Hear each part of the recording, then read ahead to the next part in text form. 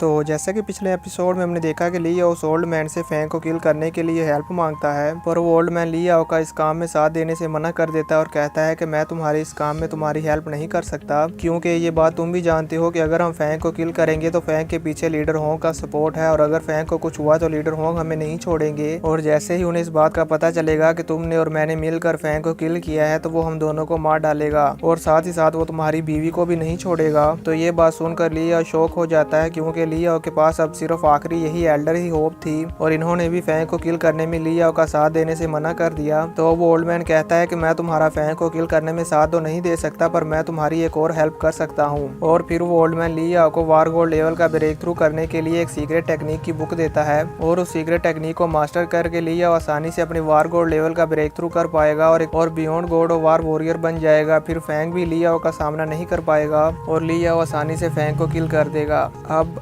आगे episode start होता है और हम देखते हैं कि फैंग उसी एआई सिस्टम वाली गर्ल के साथ वार गॉड पैलेस की तरफ जा रहा होता है ताकि वह दूसरे वार गॉड वॉरियर से मिल सके। और चलते चलते फैंग उस वार गॉड पैलेस को बहुत ही ध्यान से देख रहा होता है और कहता है यही है जो गॉड ऑफ वार पैलेस जिसमें आना हर वॉरियर का ड्रीम होता है। ये वाकई ही बहुत ज्यादा ब्यूटीफुल है और बहुत ही ज्यादा अजीम है। और फिर फैंग उस एआई सिस्टम से कहता है कि मैं ये बात जानने के लिए बहुत क्यूरियस हूँ कि इस वार गॉड पैलेस को किसने डिजाइन किया। वो एआई सिस्टम फैंग को इस बारे में बताने ही वाली होती है कि तभी फैंग को पीछे से कोई आवाज देता है और कहता है कि हे फैंग, क्या ये तुम ही हो। ये सुनकर फैंग उसकी आवाज को पहचान जाता है और पीछे की तरफ घूमते हुए कहता है जेम्स। तो फैंग को देखकर जेम्स जल्दी से फैंग की तरफ आता है और कहता है कि ये तो एक कोइंसिडेंस हो गया कि हम दोनों यहीं पर मिल गए। तो फैंग कहता है हाँ वाकई ही ये तो एक कोइंसिडेंस है कि हम दोनों यहीं पर मिल गए। और फिर जेम्स फैंग को कहता है कि मैंने सोचा नहीं था कि हम दोनों गॉड ऑफ वार पैलेस में मिलेंगे। तुम first time God of war palace में आए हो, मैंने सही कहा ना। तो फैंग उसे रिप्लाई में कहता है हाँ तुमने सही कहा, मैं अभी फर्स्ट टाइम यहाँ पर आया हूँ और मैं इस जगह के बारे में ज्यादा नहीं जानता। क्या तुम मुझे यहाँ पर गाइड करोगे अगर तुम्हें इससे कोई परेशानी ना हो तो जेम्स कहता है नहीं इसमें परेशानी कैसी, मैं इस जगह को बहुत ही अच्छी तरह से जानता हूँ, चलो मैं तुम्हें पूरा गॉड ऑफ वार पैलेस दिखाता हूँ। और फिर वो फैंग को अपने साथ लेकर वहाँ से चला जाता है। और चलते चलते जेम्स फैंग से कहता है कि मैं अभी तुम्हें थोड़ी देर बाद एक सरप्राइज भी दूंगा। और फिर वो दोनों गॉड ऑफ वार पैलेस के मेन हॉल में आ जाते हैं जहाँ पर और भी बहुत सारे वॉरियर्स होते हैं। तो उस पूरे हॉल की तरफ देखते हुए फैंग कहता है कि यहाँ पर तो बहुत सारे वार गॉड वॉरियर आए हुए हैं और उस हॉल में बहुत सारे मॉन्स्टर्स की होलोग्राम इमेजेस भी चल रही होती हैं। तभी जेम्स फैंग को बताता है कि यहाँ इस वार गॉड पैलेस में दुनिया की हर जगह से वॉरियर्स आते हैं और इनमें से बहुत सारे वॉरियर्स तो ऐसे हैं जो यहाँ पर एंजॉय करने के लिए आते हैं। तो ये सुनकर फैंग कहता है अच्छा क्या ऐसी बात है। तभी जेम्स फैंग से कहता है कि जब हम लास्ट टाइम मिले थे तो मैंने तुमसे कहा था कि जब तुम गॉड ऑफ वार पैलेस में आओगे तो मैं तुम्हें एक रिवार्ड दूंगा। और फिर वो वहाँ पर फैंग का वार गॉड पैलेस में वेलकम करता है और सभी वॉरियर्स को बताता है कि आज हमारे वार गॉड पैलेस में एक न्यू वॉरियर आया है जो कि हमारे इस वार गॉड पैलेस का 3516th वार गॉड वॉरियर है और इसका नाम है लुओ फैंग। और फिर हम देखते हैं कि वहाँ पर मौजूद सभी वॉरियर्स फैंग को चेयर अप करते हैं और वहाँ पर फैंग का बहुत ही अच्छे तरीके से स्वागत किया जाता है। और फिर वहाँ पर फैंग की भी एक होलोग्राम इमेज प्ले की जाती है जिसमें कि फैंग फ्लाइंग नाइफ्स को कंट्रोल करके उन्हें यूज कर रहा होता है। और सच में दोस्तों फैंग की होलोग्राम इमेज बहुत ही ज्यादा अमेजिंग लग रही थी और सभी वॉरियर्स फैंग को देखकर बहुत ही ज्यादा खुश हो गए थे।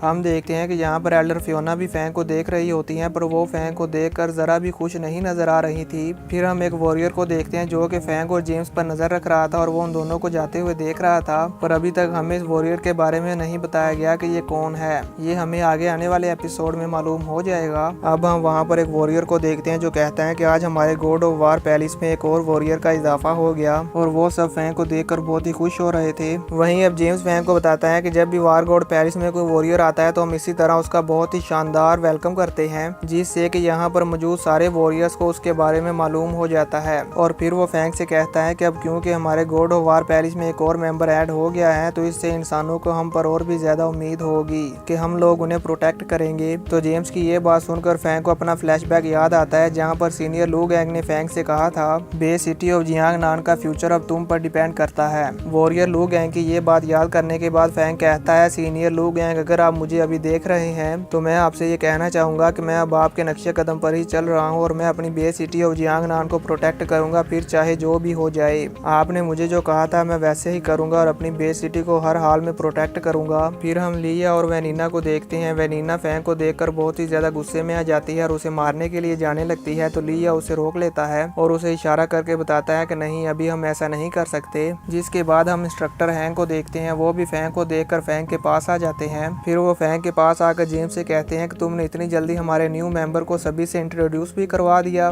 तुम्हें ये करने की इतनी जल्दी क्या थी। वहीं फैंग इंस्ट्रक्टर यांग को अपनी तरफ आता हुआ देखकर उन्हें ग्रीट करता है, तो ये देखकर इंस्ट्रक्टर यांग फैंग के कंधे पर हाथ रखते हुए कहते हैं कि अब तुम वार गॉड पैलेस में आ गए हो और तुम इलाइट ट्रेनिंग कैंप से ग्रेजुएट हो गए हो, इसलिए अब तुम्हें मुझे इंस्ट्रक्टर यांग कहकर बुलाने की कोई जरूरत नहीं है, तुम मुझे मेरे नाम से बुला सकते हो। तो इंस्ट्रक्टर यांग की ये बात सुनकर जेम्स कहता है, ऐसा लगता है कि फैंग आपका स्टूडेंट है, अगर ऐसी बात है तो मैं आप दोनों को डिस्टर्ब नहीं करना चाहता। और फिर वो फैंग से कहता है, फैंग हम दोबारा फिर मिलेंगे। और फिर फैंग को गुड बाय करने के बाद जेम्स वहाँ से चला जाता है। तो अब इंस्ट्रक्टर यांग फैंग को बताते हैं कि यहाँ पर ये जितने भी वॉरियर्स हैं ये सब इंसानों में सबसे आला तरीन लोग हैं, तुम्हें इन सब वॉरियर्स के साथ बातचीत करनी चाहिए, ये तुम्हारे लिए बहुत ही फायदेमंद रहेगा, क्योंकि यहाँ पर ये जितने भी वॉरियर्स हैं ये बहुत ही ज्यादा एक्सपीरियंस है और उन्होंने बहुत सारी फाइट्स विन करी हैं और इनके पास ऐसी बहुत सी यूजफुल ट्रिक्स होंगी जो तुम्हारी बहुत ही काम आएंगी। तो ये सुनकर फैंग उन्हें रिप्लाई में कहता है, जी हाँ ब्रदर यांग, मैं इन सब से जरूर बात करूंगा और जितने ज्यादा हो सके उतने फ्रेंड्स बनाऊंगा। और फिर इंस्ट्रक्टर यांग फैंग को कहते हैं, अब चलो मैं तुम्हें यहाँ पर गॉड ऑफ वार पैलेस का खाना टेस्ट करवाता हूँ। व्यू चेंज होता है और हम देखते हैं कि इंस्ट्रक्टर यांग और फैंग दोनों बैठकर खाना खा रहे होते हैं। और अब खाना खाने के बाद फैंग कहता है, ब्रदर यांग मैंने सुना है कि यहाँ पर गॉड ऑफ वार पैलेस में एक ऑक्शन होती है। तो इंस्ट्रक्टर यांग फैंग को बताते हैं, हाँ बिल्कुल, यहाँ पर आज रात एक ऑक्शन होने वाली है। तो ये सुनकर फैंग एक्साइटेड हो जाता है और कहता है कि क्या यहाँ पर वाटर ऑफ लाइफ भी है। तो ये सुनकर इंस्ट्रक्टर यांग फैंग से कहते हैं, हाँ बिल्कुल, ये गॉड ऑफ वार पैलेस है, यहाँ पर हर तरह के ट्रेजर्स मिलते हैं और यहाँ की ऑक्शन में ऐसी बहुत सारी आइटम्स आती हैं जो कि प्राइसलेस होती हैं और यहाँ पर हर मंथ ऑक्शन की जाती है। अगर यहाँ पर ऐसा नहीं होता तो यहाँ की अमेरिकन गवर्नमेंट इतना ज्यादा पैसा कहाँ से कमाती।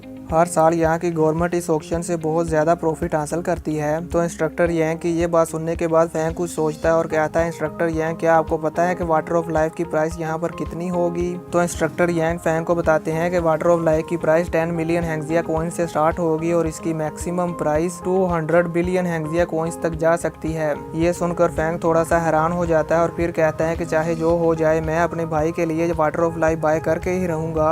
और फिर फैंग उठ जाता है और कहता है कि आज की रात के बाद मेरा ब्रदर हुआ भी अपने पैरों पर चल फिर पाएगा। जिसके बाद व्यू चेंज होता है और हम देखते हैं कि इंस्ट्रक्टर यांग और फैंग ऑक्शन की तरफ जा रहे होते हैं और इंस्ट्रक्टर यांग फैंग को बताते हैं कि यहाँ पर हर मंथ की 15 तारीख को ऑक्शन किया जाता है और इस ऑक्शन में इस वर्ल्ड के 90% गॉड ऑफ वार वॉरियर्स आते हैं। तो अब जैसे ही फैंग उस ऑक्शन को देखता है तो देख कर कहता है कि ये ऑक्शन तो वाकई ही में बहुत ज्यादा बड़ा है। फैंग अभी उस ऑक्शन को देख ही रहा होता है कि तभी वहाँ पर पीछे से कोई फैंग को आवाज देता है। तो फैंग पीछे उसकी तरफ देखता है तो वो फैंग की टीचर होती है। फैंग उन्हें देखकर कहता है इंस्ट्रक्टर जियांग और फैंग उनको देखकर काफी खुश होता है। तो इंस्ट्रक्टर जियांग फैंग को कहती हैं कि तुम यहाँ पर मेरे साथ आकर बैठ सकते हो और फिर फैंग इंस्ट्रक्टर यांग से इजाजत लेकर इंस्ट्रक्टर जियांग के पास टेलीपोर्ट हो जाता है और फिर उनके पास बैठ जाता है। तो इंस्ट्रक्टर जियांग फैंग से कहती हैं कि देखो यहाँ पर इस वर्ल्ड के सभी वॉरियर्स यहीं पर जमा हो रहे हैं। फिर हम वहाँ पर कुछ वॉरियर्स को बैठे हुए देखते हैं जो कि आपस में बातें कर रहे थे कि हम इस ऑक्शन के ओपन होने का बहुत लंबे समय से वेट कर रहे थे, आखिरकार आज ये ऑक्शन लगने ही वाली है। जिसके बाद इंस्ट्रक्टर जियांग फैंग को बताती हैं कि आज तुम्हें यहाँ पर बहुत सारी स्पेशल आइटम्स नजर आएंगी जिनको तुम बिट लगाकर बाय कर सकते हो, जो भी तुम्हें अच्छी लगे। तो ये सुनकर फैंग कहता है, जी हाँ इंस्ट्रक्टर जियांग, जो भी आइटम मेरे काम की होगी मैं उसे जरूर बाय करूंगा।